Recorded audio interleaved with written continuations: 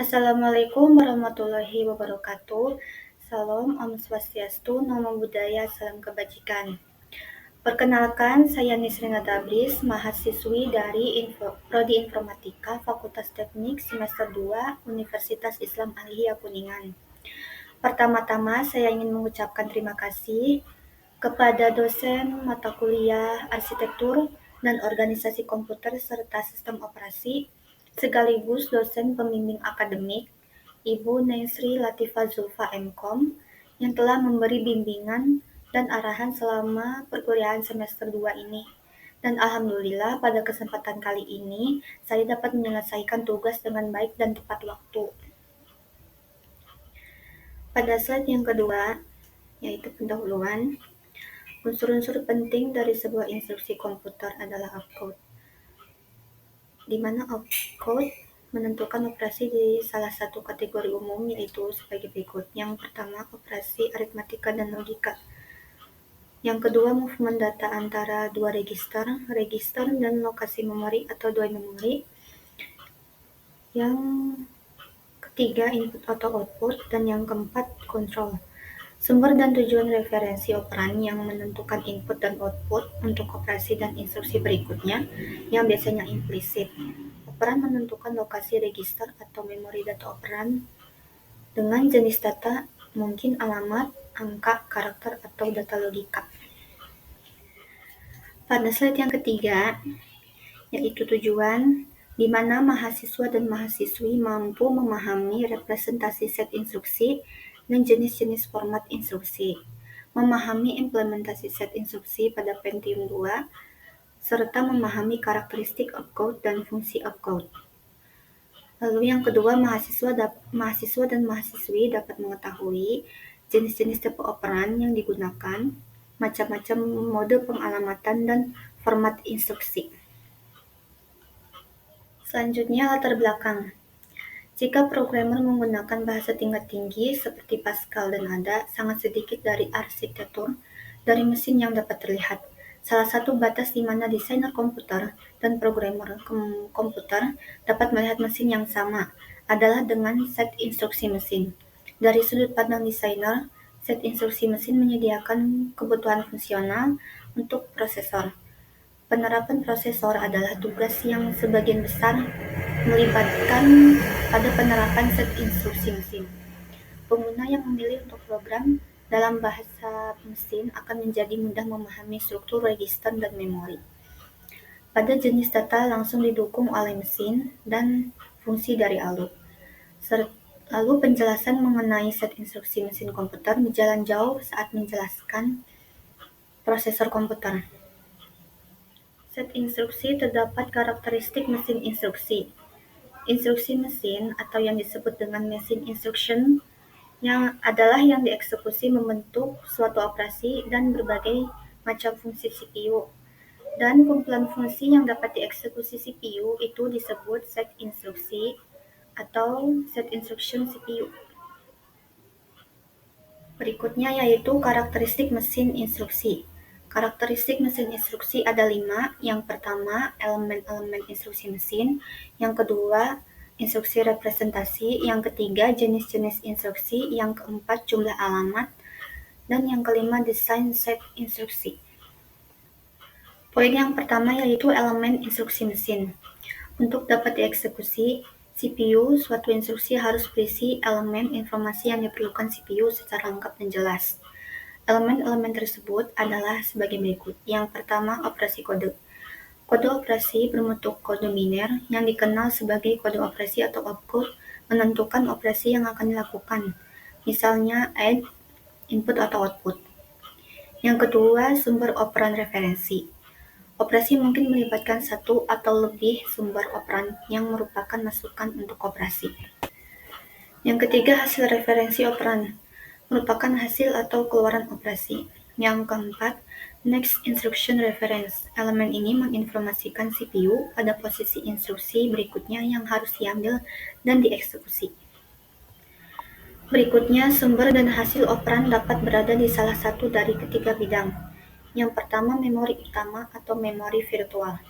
Seperti referensi instruksi berikutnya atau yang disebut next instruction reference, memori utama atau alamat memori virtual terlalu konseptual yang harus diberikan. Yang kedua, prosesor register CPU. Prosesor berisi satu atau lebih register yang dapat direferensikan oleh instruksi mesin. Jika hanya satu register ada, referensi itu mungkin implisit. Jika lebih dari satu register ada, maka setiap register diberikan sebuah nama yang unik atau nomor dan instruksi harus berisi nomor dari register yang diinginkan. Yang ketiga, perangkat input atau output. Instruksi harus menentukan modul, input atau output, dan perangkat untuk operasi. Jika memori mapping input atau output digunakan, ini hanyalah memori utama atau alamat memori virtual. Poin yang kedua, instruksi representasi. Instruksi komputer direpresentasikan oleh sekumpulan bit. Instruksi dibagi menjadi beberapa field atau bidang. Kebanyakan set instruksi menggunakan lebih dari satu format selama eksekusi instruksi. Instruksi dibaca ke register instruksi IR dalam prosesor. Field-field ini diisi oleh elemen-elemen instruksi yang membawa informasi bagi operasi CPU. Prosesor harus dapat mengekstrak data dari berbagai bidang instruksi untuk melakukan operasi yang diperlukan. Opcode diwakili oleh singkatan yang disebut mnemonic, yaitu menunjukkan operasi. Berikut format instruksi, yaitu opcode dan alamat. Contoh mnemonik adalah yang pertama add, menambahkan, yang kedua sub, mengurangi, yang ketiga mul, mengalihkan, yang keempat div, membagi, yang kelima load, yaitu load data dan memori, yang terakhir store, simpan data ke memori. Dari seluruh instruksi ini, spesifikasinya berbeda-beda. Instruksinya pun berbeda-beda.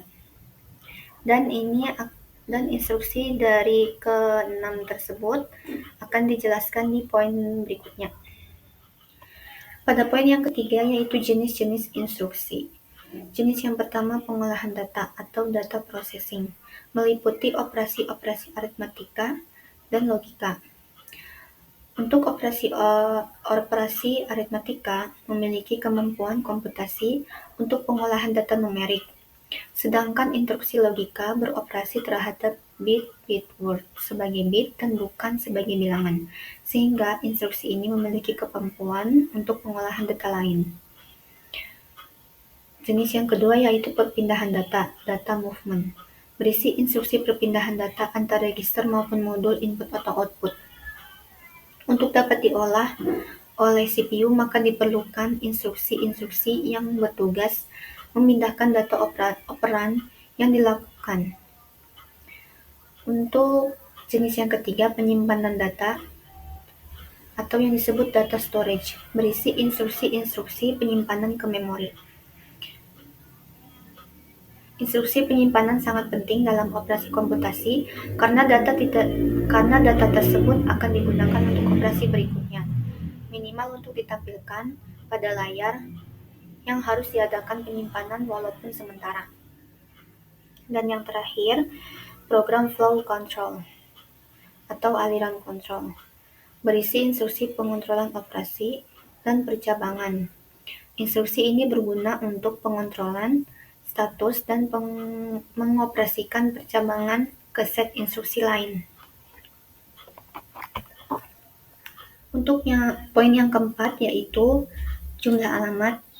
Jumlah register atau alamat yang digunakan dalam operasi CPU tergantung format dari masing-masing CPU. Ada format yang menggunakan 3, 2, 1, dan 0 register. Umumnya yang digunakan adalah register dalam suatu operasi. Desain CPU saat ini telah menggunakan 3 alamat dalam suatu operasi, terutama MIPS, million instruction per second. Alamat per instruksi yang lebih sedikit akan membuat instruksi lebih sederhana dan pendek, tetapi lebih sulit mengimplementasikan fungsi-fungsi tersebut yang kita inginkan. Karena instruksi CPU sederhana, maka rancangan CPU juga lebih sederhana. Jumlah bit dan referensi per instruksi lebih sedikit sehingga efek dan eksekusi lebih cepat. Jumlah instruksi per program biasanya jauh lebih banyak. Pada jumlah alamat per instruksi, banyak jumlah bit dan referensi instruksi lebih banyak sehingga memerlukan waktu eksekusi yang lebih lama. Diperlukan register CPU yang banyak pula, namun operasi antar register lebih cepat, lebih mudah mengimplementasikan fungsi-fungsi yang diinginkan. Jumlah instruksi per program jauh lebih sedikit. Untuk jumlah alamat, ada 3 alamat. Dan spesifikasi dari 3 alamat tersebut berbeda-beda. Untuk spesifikasi instruksi 3 alamat, itu format alamatnya hasil operan 1 dan operan 2. Digunakan dalam arsitektur MIPS, memerlukan word yang sangat panjang dalam suatu instruksi.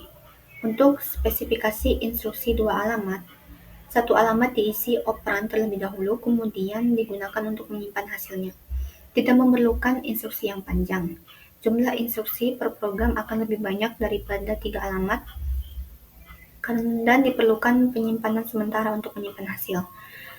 Untuk spesifikasi instruksi satu alamat, memerlukan alamat implisit untuk operasi. Menggunakan register akumulator AC dan digunakan pada mesin lama. Dan untuk yang terakhir pun ada spesifikasi instruksi 0 alamat. Seluruh alamat yang digunakan itu bersifat implisit. Digunakan pada organisasi memori, terutama operasi stek.